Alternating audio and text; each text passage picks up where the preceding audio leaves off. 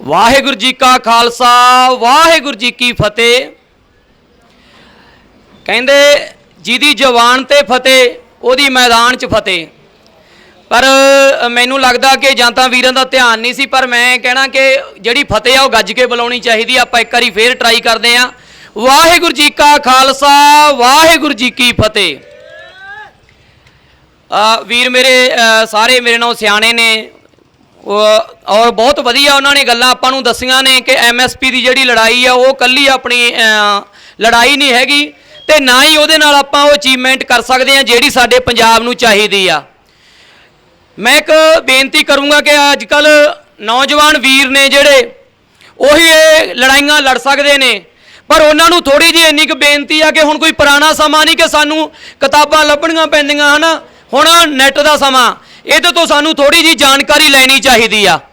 ਸਾਨੂੰ थोड़ा ਜਿਹਾ ਨੈਟ ਦੇ ਉੱਤੋਂ जानकारी ਲੈਣੀ ਚਾਹੀਦੀ ਆ कि ਰੈਵੋਲੂਸ਼ਨ ਜਿਹੜੇ ਹੋਏ ਨੇ ਉਹ ਕਿਵੇਂ ਹੋਏ ਨੇ, ਕਿਹੜੀਆਂ ਕੌਮਾਂ ਨੂੰ ਕੀ ਜਿਹੜੀਆਂ ਕੌਮਾਂ ਨਾਲ ਹੋਇਆ, ਕਿਵੇਂ ਉਹਨਾਂ ਨੇ ਆਪਣਾ ਸੰਘਰਸ਼ ਕੀਤੇ ਨੇ, ਕਿਵੇਂ ਆਪਣੇ ਹੱਕ ਲਏ ਨੇ, ਉਹ ਚੀਜ਼ਾਂ ਸਾਨੂੰ ਮਿਲ ਜਾਂਦੀਆਂ। ਮੈਂ ਵੀਰ ਦੀਪ ਨਾਲ ਵੀ ਗੱਲ ਕਰ ਰਿਹਾ ਸੀ, ਸੁਖਵੀਰ ਆ ਗਿਆ ਨਾਲ ਗੱਲ ਕਰ ਰਿਹਾ ਸੀ ਕਿ ਇੱਕ ਕੌਮ ਆ ਯਹੂਦੀ, ਜੂਸ भी कहते हैं, एक यहूदी कौम आ जिन्होंने आप सारे जानते हैं कि हिटलर ने बड़ा कतलेआम किया सी, पर यह सिर्फ 50-60 साल पहलों की गल आ, पर उन्हों का कतलेआम 2300 साल तक किया गया। 2300 साल तक जर्मन के नाल जे वो रशिया के किस टाइम रहे हैं उत्थे भी उन्हों का कतलेआम किया गया, जे वो यूके च रहे ने उत्थे भी कतलेआम, दुनिया के जिन्ने देशों के रहे नेगे, फ्रांस दे विच रहे ने उत्थे उन्हां दा कतलेआम किया गया। सिर्फ फ्रांस दे विच नपोलियन दा जिहड़ा राज सी, जिहड़ा टाइम पीरियड सी, उहदे विच उन्हां नूं थोड़ी मोटी सुख दा साह मिलिया सी, नहीं उन्हां नूं 2300 साल तक कतल ही किया गया। पर वो कौम अज जिउंदी आ क्यों? क्योंकि उन्हां नूं आपदे हक पता सी। उन्हां ने 1948-47 दे विच जाके वो अपना देश जिथों उन्होंने 2000 साल तो पहला कढ़िया गया सी, उन्होंने उत्थे जाके आपदी धरती दे उत्ते अपना राज कायम किया। कुछ किलियां दा जगह लैके मुल लैके उन्होंने वो चीज़ शुरू की ते अज जाके देखो उन्हों का जिहड़ा देश आ किन्ना फैल चुक्या ते अज दुनिया दे विच वो राज करते नेगे। एक रॉथचाइल्ड नाम दे शख्स आ, एक परिवार आ, ਉਹਦੇ बारे पढ़ के देखियो, यहूदी ने जिन्हों ने बैंक सिस्टम शुरू किया सी। अज जो दुनिया के सब तो अमीर ने, 500 ट्रिलियन डॉलर का उन्होंने कारोबार आ, ट्रिलियन का, इतने बिलियन वाले बड़े ने, पर हाँ यह कि वह ऑफिशियली नहीं आते मूहरे, तां करके उन्हों का इन्हों नाम नहीं। वो एक यहूदी परिवार सी जिन्होंने 1750 ਉਹਦੇ आस-पास जाके आपदा काम शुरू किया सी ते अज दुनिया नूं कंट्रोल कर रहे हैं, क्योंकि उन्होंने आपदे हक पता सी। उन्होंने ये पता सी कि सानू किद्दां दबाया गया, सानू किद्दां मारिया गया। पर जे असी उन्हां चीज़ां नूं पढ़ के इहो जे बड़े रेवोल्यूशन होए ने, जे असी उन्हां तो कुछ सीख लईए तां असी भी आपदा हक आ जिहड़े वो लै सकदे आ। असी हक लैणे तां दूर दी गल, असी हक मंग ही नहीं रहे। सानू साडे हक्कां दा पता नहीं, खासकर साडे मेरे नौजवान वीरां नूं, क्योंकि जिहड़े बजुर्ग ने उन्हां नूं पता, पर उन्होंने 84 का समा देखा, होर समय देखे भयानक, वो ये गल्लां दस नहीं रहे अपने बच्चों नूं। पता नहीं उन्होंने मन दे विच की डर ने, उन्होंने सारा कुछ पता, पर वो चीज़ों नूं अगे नहीं लिया रहे। उन्होंने चाहिए वो समा जिहड़ा उन्होंने हंडाया, उन्होंने देखा वो आपदे बच्चों नूं, अपने पोतियां नूं, पड़पोतियां नूं, अपनियां नस्लां नूं दस्सण कि किवें किवें सानू कोया गया। क्यों? क्योंकि असीं हक मंगदे सी ते अज भी सानू जे हक मंगांगे तो सानू मारिया भी जाऊगा, दबाया भी जाऊगा, पर यदा मतलब ये नहीं कि असीं आपदे हक मंगणों हरज गए। पिछे जे एक बंगलादेश नाल समझौता होया सी, कावेरी जल समझौता, वो इंडियन गौरमेंट ने नहीं कीता सी, पश्चिमी बंगाल गौरमेंट ने कीता सी, क्योंकि उत्थों के पानियां दे हक, उत्थों के पानियां ते जिहड़ा उत्थों की गौरमेंट का हक आ, वो उस चीज़ का समझौते जिहड़े करे उत्थों की गौरमेंट ने करे। असीं अपने सारे हक नहीं तो जिहड़े हक दूजियां स्टेटां नूं मिले हुए ने कॉन्स्टिट्यूशन के अंदर रह के कानूनी तौर पर, असीं वो तो आपदे लै लईए। ਜਿਹੜੀਆਂ ਦੂਜੀਆਂ ਸਟੇਟਾਂ ਨੂੰ ਜਿਹੜੇ ਵੱਧ ਅਧਿਕਾਰ ਨੇ ਅਸੀਂ ਉਹ ਵੀ ਨਹੀਂ ਲੈ ਰਹੇ, ਅਸੀਂ ਡਿਮਾਂਡ ਨਹੀਂ ਕਰ ਰਹੇ। ਕਿਉਂ ਅਸੀਂ ਅੱਜ ਇੱਕ MSP ਤੇ ਆ ਕੇ ਖੜੇ ਆ? MSP ਤਾਂ ਹਜੇ ਖਤਮ ਹੀ ਨਹੀਂ ਹੋਈ। ਪਹਿਲਾਂ MSP ਲਾਗੂ ਸੀ, ਪਰ ਕੀ MSP ਜਦੋਂ ਲਾਗੂ ਸੀ ਉਦੋਂ ਕੋਈ ਕਮੀ ਨਹੀਂ ਸੀ ਪੰਜਾਬ ਨੂੰ? ਕਿ ਉਦੋਂ ਖੁਦਕੁਸ਼ੀਆਂ ਹੁੰਦੀਆਂ ਨਹੀਂ ਸੀ? ਕਿ ਸਭ ਕੋਲੇ ਨੌਕਰੀ ਸੀ? ਤਿੱਬਤ ਦਾ ਇਤਿਹਾਸ ਪੜ੍ਹ ਕੇ ਦੇਖੋ, ਜਦੋਂ ਚਾਈਨਾ ਨੇ ਉੱਤੇ ਕਬਜ਼ਾ ਕੀਤਾ ਤੇ ਤਿੱਬਤੀ ਲੋਕਾਂ ਨੂੰ ਖੰਡਾਤਾ ਸਾਰੇ ਦੇਸ਼ ਦੇ ਵਿੱਚ ਆ ਕੇ, ਉਹਨਾਂ ਨੂੰ ਤਿੱਬਤ ਦੇ ਵਿੱਚ ਹੀ ਘੱਟ ਗਿਣਤੀ ਕਰਤਾ, ਕੋਈ ਡਿਮਾਂਡ ਕਰਨ ਵਾਲਾ ਹੀ ਨਾ ਰਹੇ। ਤੇ ਸਾਨੂੰ ਤਾਂ ਦੂਸਰੀਆਂ ਸਟੇਟਾਂ ਦੇ ਵਿੱਚ ਵੀ ਨਹੀਂ ਭੇਜ ਰਹੇ, ਉੱਥੇ ਵੀ ਨਹੀਂ ਸਾਨੂੰ ਜ਼ਮੀਨ ਲੈਣ ਦਾ ਹੱਕ, ਪਰ ਸਾਡੇ ਇੱਥੇ ਹਰ ਕਿਸੇ ਨੂੰ ਹੱਕ ਆ, ਕੋਈ ਵੀ ਆ ਕੇ ਜ਼ਮੀਨ ਲੈ ਸਕਦਾ। ਕੀ ਇਹ ਨਾ ਇਨਸਾਫੀ ਨਹੀਂ? ਇੱਕ ਹੀ ਦੇਸ਼ ਦੇ ਵਿੱਚ ਦੋ ਸੰਵਿਧਾਨ ਚੱਲ ਰਹੇ ਨੇ, ਦੋ ਸੰਵਿਧਾਨ ਚੱਲ ਰਹੇ ਨੇਗੇ। ਇੱਕ ਸਟੇਟ ਰਾਜਸਥਾਨ ਹੋਵੇ, ਹਿਮਾਚਲ ਹੋਵੇ, ਹੋਰ ਜਿਹੜੀ ਮਰਜ਼ੀ ਸਟੇਟ ਹੋਵੇ, ਉੱਥੇ ਤੁਸੀਂ ਜਾ ਕੇ ਜਗ੍ਹਾ ਨਹੀਂ ਲੈ ਸਕਦੇ, ਜ਼ਮੀਨ ਨਹੀਂ ਖਰੀਦ ਸਕਦੇ, ਪਰ ਉਹ ਲੋਕ ਤੁਹਾਡੇ ਪੰਜਾਬ ਜਾ ਕੇ ਜ਼ਮੀਨ ਖਰੀਦ ਸਕਦੇ ਆ। ਕੀ ਇਹ ਦੋ ਵਿਧਾਨ ਨਹੀਂ? ਇੱਥੇ ਸਾਡੇ ਹੱਕਾਂ ਤੇ ਡਾਕਾ ਨਹੀਂ? ਪਰ ਨਹੀਂ, ਅਸੀਂ ਚੁੱਪ ਹਾਂ। ਇੱਕ ਗੱਲ ਯਾਦ ਰੱਖਿਓ, ਇਹ ਨੇਚਰ ਆ। ਜਿੰਨਾ ਚਿਰ ਬੱਚਾ ਰੋਂਦਾ ਨਹੀਂ, ਮਾਂ ਦੁੱਧ ਨਹੀਂ ਦਿੰਦੀ। ਨਾਲੇ ਉਹਨੇ ਢਿੱਡੋਂ ਜੰਮਿਆ ਹੁੰਦਾ ਉਹ, ਤੇ ਉਹਨੂੰ ਉਹ ਦੁੱਖ ਸਹਾਰ ਨਹੀਂ ਸਕਦੀ ਉਹਦਾ ਦੁੱਖ, ਪਰ ਉਹਨੂੰ ਵੀ ਦੁੱਧ ਉਦੋਂ ਦਿੰਦੀ ਆ, ਉਦੋਂ ਖਾਣ ਨੂੰ ਦਿੰਦੀ ਆ ਜਦੋਂ ਉਹ ਰੋਂਦਾਗਾ। ਉਹ ਅਸੀਂ ਰੋਣਾ ਹੀ ਛੱਡਤਾ। ਅਸੀਂ ਆਪ ਦਾ ਜਿਹੜਾ ਹੱਕ ਆ ਉਹ ਲੈਣ ਬਾਰੇ ਗੱਲ ਹੀ ਨਹੀਂ ਕਰਦੇ। ਕਿਉਂਕਿ ਸਾਨੂੰ ਇਹ ਕਿਹਾ, ਅਸੀਂ ਕਹਿੰਦੇ ਆਪਦੇ MP ਨੂੰ ਸਾਡੇ ਪਿੰਡ ਦੀਆਂ ਗਲੀਆਂ ਬਣਵਾ ਦੇ, ਨਾਲੀਆਂ ਬਣਵਾ ਦੇ। ਕਦੇ ਅਸੀਂ ਆਪਦੇ MP ਨੂੰ ਕਿਹਾ ਕਿ ਸਾਡਾ ਜਿਹੜਾ ਹੱਕ ਆ, ਸਾਡੇ ਜਿਹੜੇ ਤੇਰੇ ਕਨਸਟੀਟਿਊਸ਼ਨ ਦੀ ਜਿਹੜੀ ਇੱਥੋਂ ਦੀ ਏਰੀਆ ਦੀ ਜਿਹੜੀ ਜੋ ਵੀ ਪ੍ਰੋਬਲਮ ਆ, ਜੋ ਡਿਮਾਂਡ ਆ, ਤੂੰ ਜਾ ਕੇ ਉਹਨੂੰ ਵਿਧਾਨ ਸਭਾ ਦੇ ਵਿੱਚ, ਪਾਰਲੀਮੈਂਟ ਦੇ ਵਿੱਚ ਕਿਉਂ ਨਹੀਂ ਰੱਖਦਾ? ਕਦੇ ਪੁੱਛਿਆ? ਸਾਨੂੰ ਜਾਗਰੂਕ ਹੋਣਾ ਪਊ, ਖਾਸ ਕਰ ਨੌਜਵਾਨ ਪੀੜ੍ਹੀ ਨੂੰ, ਕਿਉਂਕਿ ਇਹ ਬਜ਼ੁਰਗਾਂ ਨੇ ਆਪਦੀ ਜ਼ਿੰਦਗੀ ਹੰਢਾ ਲਈ ਤੇ ਬੜੀ ਵਧੀਆ ਹੰਢਾਈ ਆ, ਟੌਰ ਨਾਲ ਰਹੇ ਨੇ, ਕੰਮ ਵੀ ਕੀਤਾ। ਪਰ ਅਸੀਂ ਨਾ ਤਾਂ ਅਸੀਂ ਫਿਰ ਟੌਰ ਨਾਲ ਰਹਿ ਸਕਾਂਗੇ, ਕੰਮ ਤਾਂ ਅਸੀਂ ਪਹਿਲੇ ਦਿਨੋਂ ਕਰ ਹੀ ਨਹੀਂ ਰਹੇ।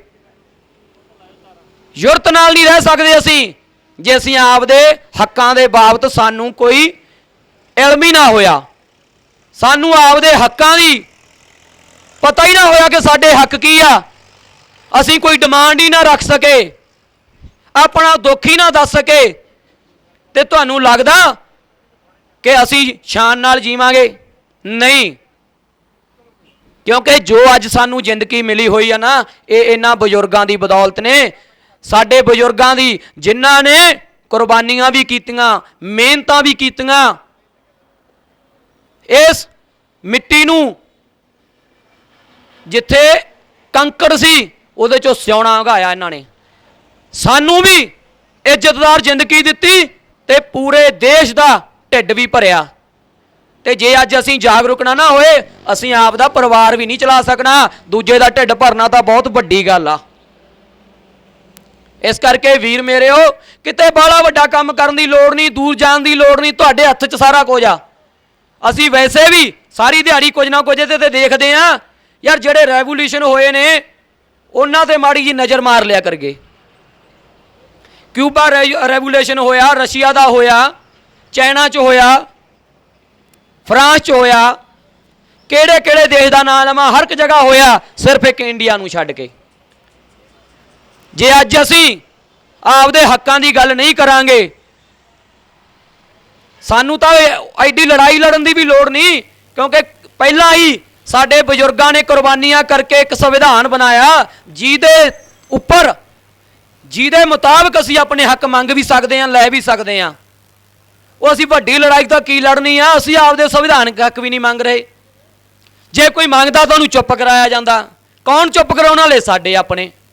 ਉਹ ਦੁਸ਼ਮਣ ਸਾਨੂੰ ਚੁੱਪ ਕਰਾਵੇ, ਮਾਰੇ, ਅਸੀਂ ਸਹਿ ਲਾਂਗੇ, ਪਰ ਜਦੋਂ ਸਾਡੇ ਆਪ ਦੇ ਕਹਿੰਦੇ ਆ ਨਾ, ਨਹੀਂ ਹੱਕ ਨਹੀਂ ਮੰਗਣਾ, ਤੂੰ ਚੁੱਪ ਰਹਿ, ਮੈਨੂੰ ਤਾਂ ਬਿਲਕੁਲ ਵੀ ਉਦੋਂ ਚੰਗਾ ਨਹੀਂ ਲੱਗਦਾ। ਤੇ ਦੂਸਰੇ ਆਪਣੇ ਜਿਹੜੇ ਮੇਰੇ ਵੀਰ ਭਰਾ ਜਿਹੜੇ ਸੁਣਦੇ ਨੇ ਜਾਂ ਬੈਠੇ ਨੇ, ਜਾਂ ਜੋ ਪੰਜਾਬ ਦੇ ਵਿੱਚ ਜਿਹੜੀ ਨੌਜਵਾਨ ਪੀੜ੍ਹੀ ਆ, ਉਹਨਾਂ ਬਾਰੇ ਮੈਨੂੰ ਨਹੀਂ ਪਤਾ। ਪਰ ਮੈਨੂੰ ਇਹ ਬਿਲਕੁਲ ਵੀ ਚੰਗਾ ਨਹੀਂ ਲੱਗਦਾ ਜਦੋਂ ਸਾਡੇ ਬਜ਼ੁਰਗ ਕਹਿੰਦੇ ਆ ਨਹੀਂ ਪੁੱਤ ਇਹ ਗੱਲ ਨਹੀਂ ਕਰਨੀ, ਕਿਉਂਕਿ ਦਿੱਲੀ ਬੜੀ ਜ਼ਾਲਮ ਆ। ਪਰ ਜਿੱਥੇ ਵੀ ਦੁਨੀਆ ਦੇ ਵਿੱਚ ਜਦੋਂ ਹੱਕ ਲੈਣ ਦੀ ਗੱਲ ਆਈ ਆ ਤਾਂ ਮੂਰਲਾ ਜ਼ਾਲਮ ਹੀ ਹੁੰਦਾ। ਪਰ ਜ਼ਾਲਮ ਨਾ ਮਜ਼ਲੂਮ ਬਣ ਕੇ ਨਹੀਂ ਹੱਕ ਲਿਆ ਜਾਣਾ, ਉਹਨੂੰ ਬਰਾਬਰ ਦੀ ਧਿਰ ਬਣ ਕੇ ਬੈਠ ਕੇ ਹੱਕ ਮੰਗੇ ਜਾਣਗੇ। ਜੇ ਅਸੀਂ ਆਖ ਗਏ ਨਾ ਕਿ ਅਸੀਂ ਉਹਨਾਂ ਤੋਂ ਮਿਹਨਤ ਤਰਲੇ ਨਾਲ ਲੈ ਲਾਂਗੇ, ਨਹੀਂ, ਬਰਾਬਰ ਦੀ ਧਿਰ ਬਣ ਕੇ ਬੈਠਣਾ ਪਊ ਮੇਜ਼ ਦੇ ਉੱਪਰ ਵੀ ਆ ਮੇਰਾ ਹੱਕ ਆ, ਇਹ ਇੱਥੇ ਰੱਖ, ਫਿਰ ਉਹ ਹੱਕ ਮਿਲਣਗੇ। ਜੇ ਆਖ ਗਏ ਕਿ ਨਹੀਂ ਆਪਾਂ ਨੂੰ ਦੇ ਦੇਣਗੇ, ਆਪਾਂ ਲੜਨਾ ਨਹੀਂ, ਆਪਾਂ ਨਹੀਂ, ਕਿਸੇ ਨੇ ਨਹੀਂ ਦੇਣਾ। को किसी को राज ना दे है, जो लै है निज बल से लै है। गुरु गोबिंद सिंह जी नूं पढ़ो, उन्होंने आपदे जीवन दे विच की कुछ कीता, किवें आपदे हक लए, किवें दूसरिਆਂ ਦੇ हक्कां ਲਈ भी लड़ते रहे आ। ਅਸੀਂ ਅੱਜ ਉਹਨਾਂ ਨੂੰ ਆਪਦਾ ਪਿਤਾ ਮੰਨਦੇ ਆ। ਅੱਜ ਅਸੀਂ ਕਹਿੰਦੇ ਆ ਕਿ ਅਸੀਂ ਉਹਨਾਂ ਦੇ ਬੱਚੇ ਆ, ਅਸੀਂ ਤਾਂ ਆਪਦੇ ਹੱਕਾਂ ਲਈ ਨਹੀਂ ਲੜ ਰਹੇ। ਤੇ ਸਾਡਾ ਪਿਓ ਕੀ ਕਰਦਾ ਸੀ, ਦੂਜਿਆਂ ਦੇ ਹੱਕਾਂ ਲਈ ਵੀ ਲੜਦਾ ਰਿਹਾ। ਉਹ ਤਿਲਕ ਜੰਜੂ ਲਈ ਵੀ ਲੜਿਆ, ਆ ਪੱਗ ਲਈ ਵੀ ਲੜਿਆ। ਬੜੇ ਵੀਰ ਮੇਰੇ ਪੱਗ ਬੰਨਣ ਤੋਂ ਸ਼ਰਮ ਮੰਨਦੇ ਨੇ, ਪਰ ਕਦੇ ਪੱਗ ਦਾ ਇਤਿਹਾਸ ਪੜ੍ਹ ਕੇ ਦੇਖਿਓ, ਜਾਇਓ ਜਿੰਨੇ ਵੀ ਦੁਨੀਆ ਦੇ ਵਿੱਚ ਬਣੇ ਹੋਏ ਅਜਾਇਬ ਘਰ ਨੇ ਜਾ ਕੇ ਦੇਖਿਓ ਕਿ ਰਾਜੇ ਮਹਾਰਾਜੇ ਕਿਵੇਂ ਰਹਿੰਦੇ ਸੀ। ਉਹ ਗਲ 'ਚ ਸਿਉਣੇ ਦਾ ਹਾਰ ਨਹੀਂ ਕੱਲਾ ਪਾਉਂਦੇ ਸੀ, ਨਾਲ ਉਹਨਾਂ ਦੇ ਤਾਜ, ਉਹਨਾਂ ਦੀ ਪੱਗ ਵੀ ਹੁੰਦੀ ਸੀ। ਜਾ ਕੇ ਦੇਖ ਲਿਓ। ਰਾਜਾ ਉਹ ਜਿਹਦੇ ਸਿਰ ਤੇ ਤਾਜ ਹੋਊਗਾ, ਇਹ ਤਾਜ ਦਿੱਤਾ ਸੀ ਤੁਹਾਨੂੰ, ਕਿਉਂਕਿ ਉਦੋਂ ਰਾਜੇ ਹੀ ਇਹ ਪੱਗ ਬੰਨ੍ਹ ਸਕਦੇ ਸੀ, ਰਾਜੇ ਹੀ ਤਲਵਾਰ ਰੱਖ ਸਕਦੇ ਸੀ, ਰਾਜੇ ਇਸ ਤਰ੍ਹਾਂ ਦਾ ਚੋਲਾ ਪਾ ਸਕਦੇ ਸੀ, ਰਾਜੇ ਘੋੜੇ ਤੇ ਚੜ੍ਹ ਸਕਦੇ ਸੀ। ਤੁਹਾਨੂੰ ਰਾਜੇ ਬਣਾਇਆ ਮਹਾਰਾਜ ਨੇ, ਸਾਨੂੰ ਰਾਜੇ ਬਣਾਇਆ, ਤੇ ਅਸੀਂ ਕੀ ਬਣ ਰਹੇ ਹਾਂ, ਭਿਖਾਰੀ। ਸਾਡੇ ਪਿਓ, ਸਾਡੇ ਦਾਦੇ ਪੜਦਾਦੇ ਸਾਨੂੰ ਰਾਜਿਆਂ ਵਾਲੇ ਪਾਸੇ ਲੈ ਕੇ ਜਾਣ, ਤੇ ਅਸੀਂ ਉਹਨੂੰ ਆਖ ਕੇ ਨਹੀਂ ਬਾਪੂ ਅਸੀਂ ਤਾਂ ਭਿਖਾਰੀਆਂ ਵਾਲੀ ਲਾਈਨ 'ਚ ਬੈਠਾਂਗੇ। ਕੀ ਉਹ ਸ਼ਾਨ ਵਾਲੀ ਗੱਲ ਆ? ਮੈਨੂੰ ਤਾਂ ਨਹੀਂ ਲੱਗਦੀ ਇਹ 'ਚ ਕੋਈ ਸ਼ਾਨ ਵਾਲੀ ਗੱਲ ਹੋਊਗੀ। ਸਾਨੂੰ ਆਪਦੇ ਬਜ਼ੁਰਗਾਂ ਦੀ ਰੀਸ ਕਰਨੀ ਚਾਹੀਦੀ ਆ।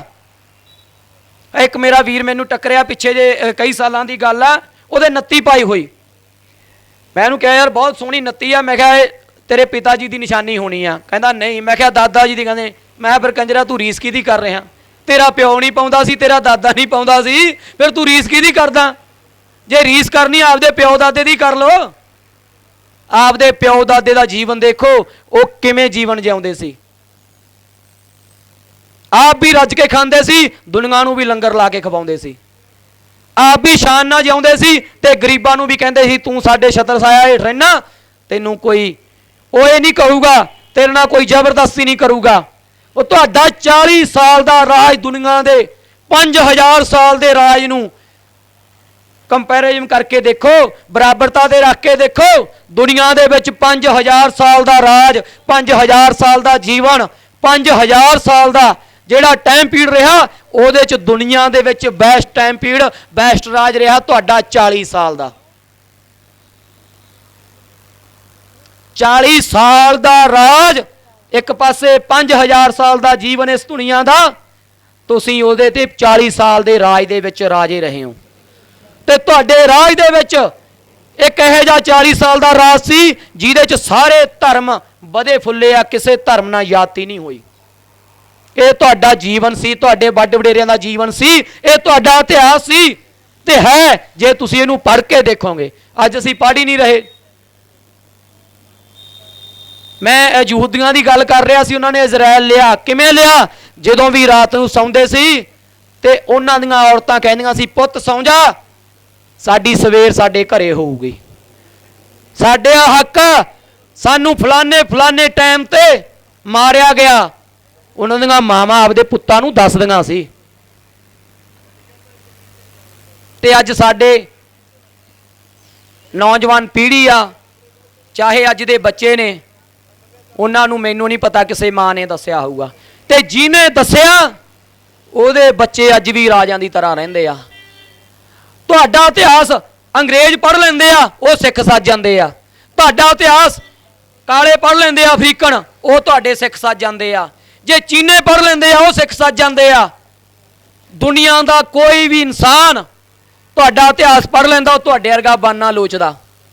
ਉਹ ਸਾਡੇ ਤਾਂ ਯਾਰ DNA 'ਚ ਰਾਜ ਕਰਨਾ, ਸਾਡੇ ਤਾਂ ਇਹ ਰਾਜਸੀ ਜਿਹੜਾ ਖੂਨ ਆ, ਇਹ ਰਾਜਾਂ ਦੀ ਤਰ੍ਹਾਂ ਰਹਿਣਾ, ਰਾਜਾਂ ਦੀ ਤਰ੍ਹਾਂ ਸੋਚਣਾ, ਆਪਣੀ ਮੱਤ ਉੱਚੀ ਰੱਖਣੀ, ਇਹ ਤੁਹਾਡੇ ਤਾਂ DNA ਦੇ ਵਿੱਚ ਆ। ਕੀ ਤੁਸੀਂ ਆਪਦਾ ਇਤਿਹਾਸ ਪੜ੍ਹ ਕੇ ਆਪਣੇ ਆਪ ਨੂੰ ਬਦਲ ਨਹੀਂ ਸਕੋਗੇ? ਇੱਕ ਵਾਰੀ ਕੋਸ਼ਿਸ਼ ਤਾਂ ਕਰਕੇ ਦੇਖੋ ਕਿ ਅਸੀਂ ਆਪਦਾ ਹੀ ਇਤਿਹਾਸ ਪੜ੍ਹ ਲਈਏ। ਅਸੀਂ ਦੂਜਿਆਂ ਬਾਰੇ ਵੀ ਪੜ੍ਹਦੇ ਹਾਂ, ਸੁਣਦੇ ਹਾਂ, ਦੇਖਦੇ ਹਾਂ, ਕਦੇ ਆਪਦਾ ਇਤਿਹਾਸ ਪੜ੍ਹਿਓ? ਤੇ ਜੇ ਨਹੀਂ ਪੜ੍ਹਨ ਨੂੰ ਸ਼ਰਮ ਆਉਂਦੀ ਆ ਨਾ, ਜਿਹੜੇ ਅੰਗਰੇਜ਼ ਸਿੱਖ ਬਣੇ ਨੇ ਉਹਨਾਂ ਨੂੰ ਪੁੱਛ ਲਿਓ ਤੁਸੀਂ ਸਿੱਖ ਕਿਵੇਂ ਬਣੇ ਹੋ, ਕਿਉਂ ਬਣੇ ਹੋ, ਕਿਹਨੇ ਤੁਹਾਨੂੰ ਕਿਹਾ ਸਿੱਖ ਬਣਨ ਨੂੰ? ਕਿਸੇ ਨੇ ਮਜਬੂਰ ਕੀਤਾ? ਉਹ ਦੱਸ ਦੇਣਗੇ ਕਿ ਤੁਹਾਡਾ ਇਤਿਹਾਸ ਪੜ੍ਹ ਕੇ ਤੁਹਾਡੇ ਵਰਗੇ ਬਣੇ ਆ, ਕਿਸੇ ਨੇ ਮਜਬੂਰ ਨਹੀਂ ਕੀਤਾ। ਇੱਕ ਇਹੋ ਜਿਹਾ ਸਿੱਖ ਧਰਮ ਆ ਜਿਹਦੇ 'ਚ ਲੋਕ ਆਪ ਦੀ ਆਪ ਕਨਵਰਟ ਹੁੰਦੇ ਆ। ਨਹੀਂ, ਦੁਨੀਆ ਦੇ ਜਿੰਨੇ ਵੀ ਦੇਸ਼ ਹੋਏ ਆ, ਜਿੰਨੇ ਵੀ ਧਰਮ ਹੋਏ ਆ, ਮੈਂ ਕਿਸੇ ਨੂੰ ਮਾੜਾ ਨਹੀਂ ਕਹਿਣਾ ਚਾਹੁੰਦਾ, ਪਰ ਜ਼ਿਆਦਾਤਰ ਤਲਵਾਰ ਨਾਲ ਫੈਲਾਏ ਗਏ ਆ। ਇੱਕ ਤੁਹਾਡਾ ਧਰਮ ਆ ਜਿਹੜਾ ਲੋਕ ਆਪਣੇ ਆਪ ਨੂੰ ਤੁਹਾਡੇ ਵਰਗਾ ਬਣਨਾ ਲੋਚਦੇ ਆ, ਤੁਹਾਡੇ ਵਰਗੇ ਬਣਦੇ ਆ, ਤੁਹਾਡੀ ਰੀਸ ਕਰਦੇ ਆ, ਬਿਨਾਂ ਤਲਵਾਰ ਤੋਂ, ਬਿਨਾਂ ਹਥਿਆਰ ਤੋਂ। ਬਲਕਿ ਆ ਕੇ ਤੁਹਾਡਾ ਇਤਿਹਾਸ ਪੜ੍ਹ ਕੇ ਤੁਹਾਡੇ ਮੂਹਰੇ ਹੱਥ ਜੋੜ ਕੇ ਕਹਿੰਦੇ ਆ ਸਾਨੂੰ ਵੀ ਆਪਣੇ ਵਰਗਾ ਬਣਾ ਲਓ। ਤੇ ਅਸੀਂ ਅੱਜ ਕੀ ਕਹਿੰਦੇ ਆ ਕਿ ਅਸੀਂ ਉਹਨਾਂ ਵਰਗੇ ਬਣ ਜਾਈਏ। ਇਹ ਅਮੀਰੀ ਆਪ ਦਾ ਵਿਰਸਾ ਛੱਡ ਕੇ ਨਹੀਂ ਆਉਂਦੀ। ਜੇ ਆਖੀਏ ਨਾ ਕਿ ਅਸੀਂ ਦੂਸਰੇ ਅਮੀਰਾਂ ਦੀ ਰੀਸ ਕਰ ਲਾਂਗੇ, ਉਹੋ ਜਿਹੀਆਂ ਗੱਡੀਆਂ, ਉਹੋ ਜਿਹੇ ਰਹਿਣ ਸਹਿਣ, ਉਹੋ ਜਿਹੇ ਕੱਪੜੇ ਪਾ ਲਏ, ਉਹੋ ਜਿਹੇ ਹੇਅਰ ਸਟਾਈਲ ਬਣਾ ਲਿਆ, ਅਸੀਂ ਅਮੀਰ ਲੱਗਣ ਲੱਗ ਜਾਾਂਗੇ। ਨਹੀਂ, ਅਮੀਰੀ ਆਪਦੇ ਕਲਚਰ ਨਾਲ ਆਉਂਦੀ ਆ। ਤੁਹਾਡੇ ਕੋਲੇ ਨੈਟ ਆ, UAE ਦਾ, ਸਾਊਦੀ ਅਰਬ ਦੇ ਕਿੰਗ ਦੇ ਜੀਵਨ ਸਟਾਈਲ ਨੂੰ ਦੇਖੋ, ਉਹਨਾਂ ਦੇ ਲੈਟਰਿੰਗ ਟੋਇਲਟਾਂ ਦੇ ਵਿੱਚ ਵੀ ਸਿਉਣਾ ਲੱਗਿਆ ਹੋਇਆ। ਕੀ ਉਦੋਂ ਅਮੀਰ ਕੋਈ ਹੋਊਗਾ? ਪਰ ਉਹ ਆਪਦੇ ਕਲਚਰ 'ਚ ਰਹਿੰਦੇ ਆ। ਅੱਜ ਵੀ ਉਹ ਉਸ ਤਰ੍ਹਾਂ ਦੇ ਕੱਪੜੇ ਪਾਉਂਦੇ ਆ, ਉਹ ਉਹੋ ਜਿਹਾ ਜੀਵਨ ਰੱਖਦੇ ਆ, ਉੱਦਾਂ ਦਾ ਉਹ ਜੋ ਉਹਨਾਂ ਦੇ ਪੱਗ ਜਾਂ ਕੁਝ ਵੀ ਆ ਉਹ ਰੱਖਦੇ ਆ, ਟੋਪੀ ਆ ਆਪਦਾ ਉਹ ਚਿੱਟੇ ਰੰਗ ਦਾ, ਵਾਈਟ ਕਲਰ ਦਾ ਪਾਉਂਦੇ ਆ, ਉਹ ਉਵੇਂ ਆਪਣਾ ਜੀਵਨ ਜਿਉਂਦੇ ਆ, ਉਹਦੇ 'ਚ ਅਮੀਰੀ ਰੱਖਦੇ ਆ। ਅਸੀਂ ਉਹਨਾਂ ਤੋਂ ਤਾਂ ਨਹੀਂ ਅਮੀਰ ਹੋ ਸਕਦੇ ਜਿਨ੍ਹਾਂ ਦੇ ਟੋਇਲਟਾਂ ਦੇ ਵਿੱਚ ਵੀ ਸਿਉਣਾ ਲੱਗਿਆ ਹੋਇਆ। ਕੀ ਉਹ ਆਪਦਾ ਕਲਚਰ ਛੱਡ ਗਏ? ਆਪਦਾ ਕਲਚਰ ਆ ਜਿਹੜਾ ਉਹ ਸਭ ਤੋਂ ਵੱਡੀ ਅਮੀਰੀ ਹੁੰਦੀ ਆ। ਅਸੀਂ ਆਪਦੀ ਬੋਲੀ ਨੂੰ ਨਫ਼ਰਤ ਕਰ ਰਹੇ ਹਾਂ, ਅਸੀਂ ਆਪਦੇ ਕਲਚਰ ਨੂੰ, ਆਪਦੇ ਰਹਿਣ ਸਹਿਣ ਨੂੰ, ਆਪਣੇ ਵੱਡ ਵਡੇਰਿਆਂ ਨੂੰ ਕਹਿੰਦੇ ਆ ਨਹੀਂ ਇਹ ਤਾਂ ਰੂੜੀਵਾਦੀ ਨੇ। ਨਹੀਂ, ਉਹ ਰਾਜਿਆਂ ਵਰਗਾ ਜੀਵਨ ਜਿਉਂਦੇ ਆ। ਪਰ ਦੁਨੀਆ ਦਾ ਹੀ ਜ਼ੋਰ ਲੱਗਿਆ ਹੋਇਆ ਕਿ ਤੁਹਾਨੂੰ ਰਾਜਿਆਂ ਤੋਂ, ਤੁਹਾਡੀ ਜਿਹੜੀ ਸੋਚ ਆ ਉਹ ਰਾਜਿਆਂ ਵਾਲੀ ਨਹੀਂ ਰਹਿਣ ਦੇਣੀ। ਇਸ ਕਰਕੇ ਆਪਦਾ ਇਤਿਹਾਸ ਪੜ੍ਹੋ, ਆਪਦੇ ਹੱਕਾਂ ਲਈ ਖੜੇ ਹੋਵੋ, ਕਿਉਂਕਿ ਹੱਕ ਲਏ ਜਾਂਦੇ ਆ, ਕੋਈ ਦਿੰਦਾ ਨਹੀਂ ਮੰਗੇ ਤੋਂ, ਹੱਕ ਲੈਣੇ ਪੈਂਦੇ ਆ। ਤੇ ਅੱਜ 21ਵੀਂ ਸਦੀ ਆ, ਅੱਜ ਤਾਂ ਬਾਹਲਾ ਲੜਾਈ ਕਰਨ ਦੀ ਲੋੜ ਨਹੀਂ, ਸਿਰਫ ਜਾਗਰੂਕ ਹੋਣ ਦੀ ਲੋੜ ਆ। ਕਿਉਂਕਿ ਤੁਹਾਡਾ ਤਾਂ ਇਹੋ ਜਿਹਾ ਇਤਿਹਾਸ ਰਿਹਾ, ਤੁਸੀਂ 2 ਵਾਰ ਇਕੱਠੇ ਹੋਏ ਹੋ ਇੱਕ ਝੰਡੇ ਥੱਲੇ, ਤੇ ਦੋਨੇ ਵਾਰ ਰਾਜ ਕੀਤਾ ਤੁਸੀਂ। ਬੰਦਾ ਸਿੰਘ ਬਹਾਦਰ ਵੇਲੇ ਦਾ ਚੱਕ ਲਓ, ਜਦੋਂ ਤੁਸੀਂ ਪਾਟੇ ਬਦਾਈ ਖਾਲਸਾ, ਤੱਤ ਖਾਲਸਾ ਅੱਡੋ ਅੱਡ ਹੋ ਗਏ, ਤੁਹਾਡਾ ਰਾਜ ਉਦੋਂ ਹੀ ਖਤਮ ਹੋ ਗਿਆ। ਨਹੀਂ, ਜਿੰਨਾ ਚਿਰ ਇੱਕ ਝੰਡੇ ਥੱਲੇ ਰਹੇ ਰਾਜ ਕੀਤਾ। ਦੂਸਰੀ ਵਾਰ ਮਿਸਲਾਂ ਵੇਲੇ, ਮਹਾਰਾਜਾ ਰਣਜੀਤ ਸਿੰਘ ਵੇਲੇ ਇੱਕ ਝੰਡੇ ਥੱਲੇ ਇਕੱਠੇ ਹੋਏ ਹੋ, ਦੁਨੀਆ ਤੇ ਸਭ ਤੋਂ ਬੈਸਟ ਰਾਜ ਕੀਤਾ ਤੁਸੀਂ। ਜਿੱਦਣ ਤੁਹਾਡੇ ਵਿੱਚ ਗੱਦਾਰ ਵੜ ਗਏ, ਤੁਹਾਡੇ 'ਚ ਵੰਡੀਆਂ ਪਾਤੀਆਂ, ਤੁਹਾਨੂੰ ਪਾੜਤਾ, ਤੁਸੀਂ ਆਪਸ ਵਿੱਚ ਪਾਟ ਗਏ, ਤੁਹਾਡਾ ਰਾਜ ਉਦੋਂ ਹੀ ਖਤਮ ਹੋ ਗਿਆ। ਹੁਣ ਵੀ ਜਦੋਂ ਤੁਸੀਂ ਆਪਦੇ ਇਤਿਹਾਸ ਨੂੰ ਪੜ੍ਹ ਕੇ ਉਹਦੇ ਤੋਂ ਸੇਧ ਨਹੀਂ ਲੈਂਦੇ, ਉਹਦੇ 'ਚ ਹੋਈਆਂ ਗਲਤੀਆਂ ਤੋਂ ਸਬਕ ਨਹੀਂ ਸਿੱਖਦੇ, ਉਹਨਾਂ ਚਿਰ ਤੁਹਾਨੂੰ ਰਾਜ ਨਹੀਂ ਜੇ ਮਿਲਣਾ। ਇਹ ਹੁਣ ਤੁਹਾਡੇ ਤੇ ਡਿਪੈਂਡ ਕਰਦਾ ਕਿ ਅਸੀਂ ਰਾਜ ਲੈਣਾ, ਰਾਜ ਕਰਨਾ ਕਿ ਭਿਖਾਰੀ ਬਣ ਕੇ ਰਹਿਣਾ। ਜੇ ਮੇਰੇ ਬੋਲਣ ਨਾਲ ਕਿਸੇ ਵੀਰ ਭਰਾਈ ਦਾ ਦਿਲ ਦੁਖਿਆ ਹੋਵੇ, ਮੈਂ ਮਾਫੀ ਚਾਹਣਾਗਾ। ਇਹਨਾਂ ਕਹਿੰਦਾ ਮੈਂ ਖੇਮਾਂ ਦਾ ਜਾਚਕਾਂ। ਵਾਹਿਗੁਰੂ ਜੀ ਕਾ ਖਾਲਸਾ, ਵਾਹਿਗੁਰੂ ਜੀ ਕੀ ਫਤਿਹ।